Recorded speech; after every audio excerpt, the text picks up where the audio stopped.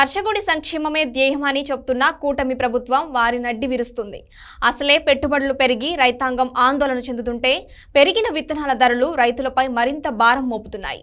బయట మార్కెట్లో కన్నా 15% అధికంగా ప్రభుత్వం ధరను ప్రకటించడంతో రైతులు తీవ్ర ఆగ్రహం వ్యక్తం చేస్తున్నారు.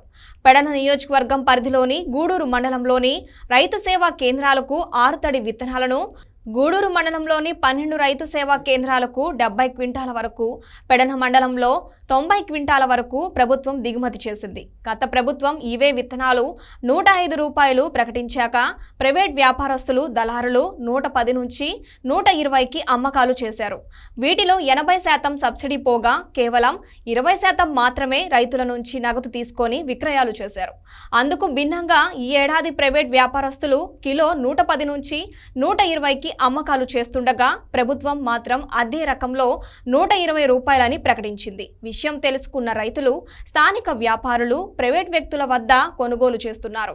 దీనివల్ల ఈ 2 మండలాల్లోని రైతు భరోసా కేంద్రాల్లో 1 కిలో కూడా కొనుగోలు చేయలేదు. బహిరంగ మార్కెట్ ధర కంటే ప్రభుత్వం ప్రకటించిన ధర ఎక్కువగా ఉండడం పట్ల కూటమి ప్రభుత్వంపై రైతులు తీవ్ర ఆగ్రహం వ్యక్తం చేస్తున్నారు.